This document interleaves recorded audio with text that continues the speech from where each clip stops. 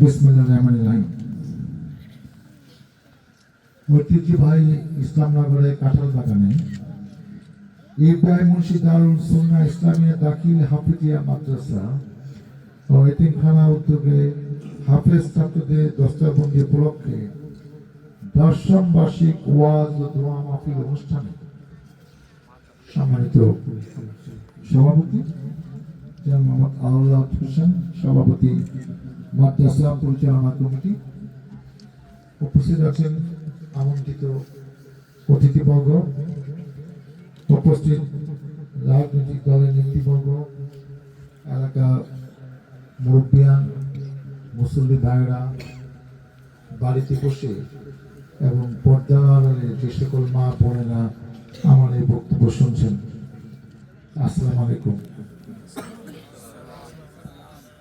অনেকদিন পরে আজকে এই ওয়াজ মাহফিল উসিলায় আমি সহ আমার দলের অনেক নেতৃবৃন্দ এখানে এসেছেন। এদের বেশিরভাগই মামলায় এবং অনেকে আছে আমি সহ যাদের একাধিকবার জেলে যেতে হয়েছে। ওয়াজ মাহফিলগুলা এই কারণে আয়োজন করা হয়, বিগত 15-16 বছর তো এই ওয়াজ মাহফিলগুলা কম আয়োজন হয়েছে কিংবা করতে দেওয়া হয়নি। আমরা ইসলামের ইতিহাসের কথা, মুসলমানদের ইতিহাসের কথা, আমাদের প্রিয় নবী রাসূলদের জীবন আদর্শের কথা, কি করলে আমরা বেশি সওয়াবের ভাগীদার হব, আমরা শুদ্ধভাবে নামাজটা কিভাবে পড়তে পারি, আমাদের ইসলামের 5টি স্তম্ভ কলেমার নামাজ, রোজা, হজ, যাকাত, এগুলো আমরা ঠিক মতো আদায় করছি কিনা, বাবা মার প্রতি আমাদের কর্তব্য কি, প্রতিবেশীর প্রতি আমাদের দায়িত্ব কি, অসুস্থ মানুষকে কতটুকু সহযোগিতা করা দরকার সাধ্য থাকলে, আমাদের বাবা মার কবরস্থানে গিয়ে কি কি দোয়া পড়লে এটা কামিল হবে, তাদের কষ্ট লাঘব হবে, এবং আরো এই ধরনের অনেক কিছু যাদের আমাদের গাফিলতির কারণে যেগুলো আমরা ঠিকভাবে পালন করি না। এখানে যারা ওয়াজ করেন, অনেক অভিজ্ঞতা অর্জন করে, অনেক বই পড়তে করে, অনেক বছর হাজার হাজার ওয়াজ মাহফিলে তারা বক্তব্য রেখেছেন, তারা অনেকের কাছে অনেক কিছু শিখেছেন, এত সুন্দরভাবে গুছিয়ে বলে। এই মাহফিলের শেষে কিন্তু একটা দোয়া হয়, সেই দোয়াতে অনেকে কান্নাকাটিও করেন, এবং আমরা সবাই মাপ চাই যে আমাদের অতীতে যে ভুলভ্রান্তি করেছে মহান আল্লাহ তাআলা যেন আমাদের মাফ করে দেয়।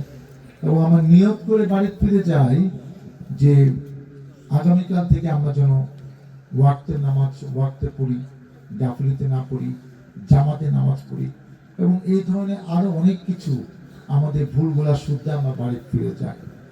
কিন্তু বিগত সময়গুলোতে এই 90% উপরে মুসলমানের দেশে এই মুসলমানদের কথা এই ধরনের ওলামা আকরামরা বলতে পারেন না, এবং সেই কারণে এই বছর কিন্তু এই মুহূর্তে আমি নিশ্চিত এই ঢাকা 19 আসলে অন্তত 10-15টা ওয়াজ হচ্ছে বিভিন্ন জায়গায়, এবং প্রতিদিনই হচ্ছে, এবং আরো 1-1.5 মাস কিন্তু ওয়াজ চলবে।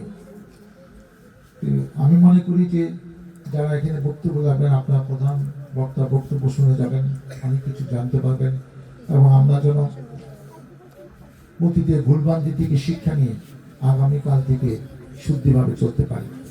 এবং এই যে কোরআনে হাফিজদের পাগড়ি পরানো হয়, আপনারা জানেন না এই মুসলমানদের নিয়ে ইউরোপীয় কান্ট্রিতে অনেক চক্রান্ত হয়েছে। একটা ছোটখাটো মানে আমরা এইসব, আমি তো কয়েকবার জেলে ছিলাম, বড় বড় আলেমদের কাছ থেকে, এই দেলোয়ার সাহেব এদের কাছ থেকে নানা রকম কাহিনী আমরা শুনেছি। এই যে ধরেন মসজিদের বিভিন্ন খ্রিস্টান দেশে এবং মসজিদ টসজিদ আছে, এবং সেখানে জুমার নামাজ সহ আরো যেসব নামাজ হয়, এটা অনেক আগে, এখনই জানি হয়তো হয় না, অনেক আগে ছিল যে কিছু লোক সে মসজিদের জুতা চুরি করে নিত।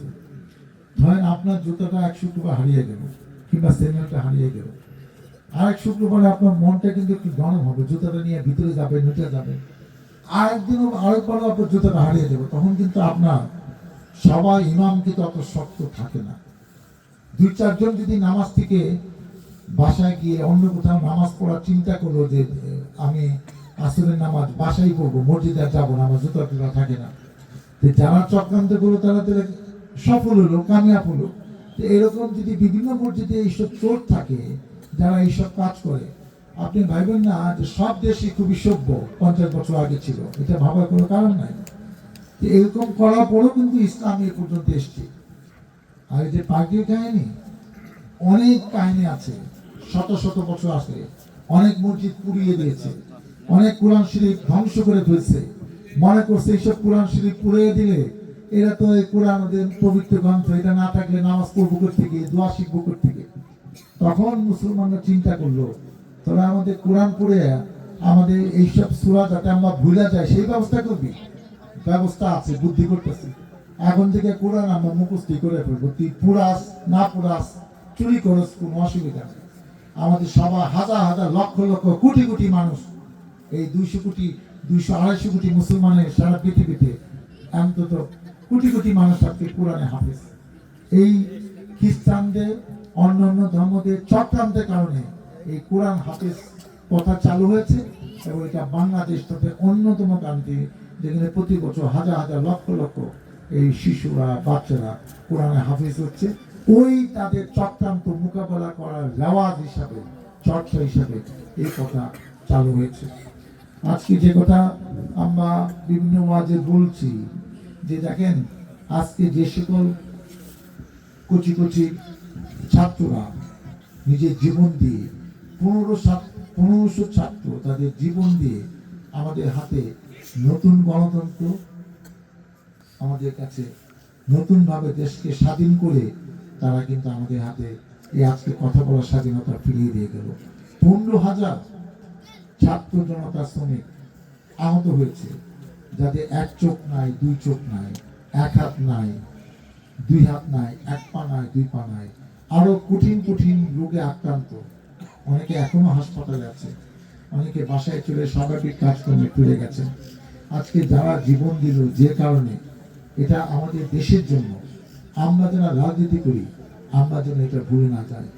15 বছর, 16 বছর, 17 বছর বিএনপি সমমনা দলরা আন্দোলন সংগ্রাম করে যে কাজ করতে পারে নাই, কয়েকটি নির্বাচনে বিএনপি সমমনা দলরা অংশগ্রহণ করে যে সরকারের পরিবর্তন ঘটাতে পারে নাই, এই তরুণ ছাত্ররা নিজের জীবন দিয়ে দেখিয়ে দিল আন্দোলন কিভাবে করতে হয়, কিভাবে জীবন দিয়ে দেশ স্বাধীন গণতন্ত্রকে ফিরিয়ে আনতে হয়। আমরা তাদেরকে সেলুট জানাই এবং তাদেরকে কৃতজ্ঞতা জানাই, তাদের আত্মা মাগফিরাত কামনা করি। তাদের জন্য আজকে আমরা এলাকায় থাকতে পারছি, আসতে পারছি, আপনাদের সঙ্গে 2-4টি কথা বলতে পারছি। আমরা বেশি কথা বললে তো অনেক কথা বলা হয়ে যাবে, এবং বেশিরভাগ কথাও এদের বিরুদ্ধে বলতে হবে। একটি ইসলামী জলসা, যেহেতু রাজনৈতিক জনসভা না, সেজন্য সেই কথা বলতে চাচ্ছি না। আপনারা আমাদের জন্য দোয়া করেন। আর আমার নিজের কথা অনেকে আপনারা ভুলে গেছেন, সেটা কিছু না বলে তো আমি বিদায় নিতে চাচ্ছি না। আমি ব্যক্তিগত জীবনে ক্যাডেট কলেজে পড়াশোনা করেছি, মির্জাপুর ক্যাডেট কলেজে, ময়মনসিংহ মেডিকেল থেকে ডাক্তারি পাশ করেছি। তারপরে আমি বিসিএস পাশ করে আমি 5 বছর সরকারি চাকরি করেছি। একসময় সাভার মেডিকেল অফিসারে আমি মেডিকেল অফিসার ছিলাম সাভার হিল কমপ্লেক্সে। তারপর 96 সালে আপনাদের ভোটে আমি ধানের শীষ মার্কা নিয়ে এই এলাকা থেকে এমপি হই, এবং এরপরে বা 2001 সালে আবার আপনাদের ভোটে ধানের শীষ মার্কা নিয়ে দ্বিতীয়বার এমপি হয়ে আমি 10 বছর একটানাই সাভারের সংসদ সদস্য ছিলাম। আমার বাবাও 79 সালে ধানের শীষ মার্কা নিয়ে এই এলাকার সংসদ সদস্য ছিলেন দেওয়ানির দৃষ্টায়। শুধু তাই নয়, আমার বাবা 1943 থেকে 88 সাল 45 বছর একটানা পরপর 9 বার আশুলিয়া ইউনিয়ন, পরবর্তীতে ইয়াকু ইউনিয়নে চেয়ারম্যান হয়েছিলেন, এবং স্বাধীনতার পর আশুলিয়া ভেঙে 2টা ইউনিয়ন হয়। আমার ছোট ভাই দেওয়ান মোহাম্মদ মইনুদ্দিন বিপ্লব 2003 সালে এবং 11 সালে ইয়াকু ইউনিয়নের চেয়ারম্যান নির্বাচিত হয়েছে। 2014 সালে আপনাদের ভোটে ভাইস চেয়ারম্যান নির্বাচিত হয়েছে। আমার বোনের হাজবেন্ড হুমায়ুন ভাই, আপন বোনের হাজবেন্ড, আশুলিয়া ইউনিয়ন 84 থেকে 2011 27 বছর একটানা চেয়ারম্যান ছিল। আমরা একটা রাজনীতি পরিবারের সন্তান, কিন্তু শেখ হাসিনা 15 বছর আমাদের খেয়ে ফেলছে। আমার 3 বার জেলখানে যেতে হয়েছে এই রাজনীতির কারণে। আমার নামে এখনো 53টি মামলা। এই সরকার কইছে মামলা বলে থাকবো না, কবে থাকবো না সেটাও জানি না। আমি আসলে আপনাদের কাছে দোয়া চাইতে, এখন আল্লাহ হায়াত দিয়েছে দেখে সুস্থ শরীরে আপনাদের পাশে এসে দুটি কথা বলতে যাচ্ছি। আমার আব্বা 1990 সালে মারা গেছে। যতদিন ছিলেন এই জনগণের পাল্লা, এবং তার একটি পছন্দ ইউনিয়ন ছিলেন পাথেরিয়া। 70-71 সালে যিনি উনি কুড়েগাঁও মার্কেটে নির্বাচন করেছেন, তখনও পাথেরিয়ার লোক তাকে অনেক ভালোবেসে এই ইউনিয়নে পাশ করে দিয়েছিলেন, যেটা উনি নিজে ইউনিয়নে পাশ করতে পারেন। সেই স্মৃতি আমার মনে আছে। আমরা বাবা আদর্শ নীতি নিয়ে বড় হয়েছি, কতদিন রাজনীতি করতে পারবো জানি না, কিন্তু রাজনীতি করার ইচ্ছা আছে। যদি ইচ্ছা না থাকতো তাহলে 15 বছরের দেশ থেকে পরে অন্য দেশে চলে যেতাম, আর দেশে আসতাম না। এই দেশকে আমি ভালোবাসি। আমার বাবা শুয়ে আছেন, মারা গেছেন জেলাপথে, আমিও মারা গেলে আমার কবর এই দেশে হবে। আর এই বয়সে অন্য কোনো দেশে যাওয়ার ইচ্ছা নেই। ভাগ্যে কি আছে জানি না। আপনারা আমাকে আমার জন্য দোয়া করেন, যতদিন বেঁচে আছে আপনাদের পাশে, আপনাদের সাথে, আপনাদের জন্য যেন কিছু করতে পারি। এই যে পাশে কবরস্থান, আমি যখন সংসদ সদস্য ছিলাম, এই কবরস্থানে আমার মনে নাই 1বার 2বার 3বার মনে 1 লক্ষ করে 3 লাখ টাকা আমি দিয়েছি। কিছু রাস্তাঘাট করেছি, গ্যাসের ব্যাপারে ভূমিকা নিয়েছিলাম, আপনারা ওই সময় গ্যাস পেয়েছিলেন। এই যে মান্নান প্রফেসরের বাড়ি, আমি কয়েকদিন আগে একটা কারণে ওইদিকে গিয়েছিলাম, রাস্তার অবস্থা ভয়াবহ খারাপ, গাড়ির জন্যই বলে না, হাঁটার জন্য। জয়কে বললাম যে টাকা পয়সা থাকলে ঘোষণা দিয়ে যাও, টাকা দিয়ে কি করবা, কতদিন বাঁচবা তো জানো না। অনেকের দায়িত্ব ছিল টাকা গাড়ি নিয়ে পকেটে রাখে, ব্যাংকেও রাখে না, মাটির নিচে গুঁতে রাখে। তুমি তো রাখতে পারবো না। মানুষের জন্য কিছু কাজ করো, আল্লাহ তোমাকে দেখবে। ভাগ্যে কি আছে জানি না, আমরা আপনাদের পাশে থাকতে চাই, আপনি আমার জন্য দোয়া করেন। আর আমি ব্যক্তিগতভাবে 25,000 টাকা নগদ অনুদান আজকে দিয়ে যাচ্ছি, যেন আপনাদের পাশে থেকে সাথে থেকে কিছু সেবা, কিছু ক্ষেত্র আগামী দিনে করতে পারি। মহান আল্লাহ তাআলা আমাদের যদি সেই তৌফিক দেয়। আল্লাহ হাফেজ।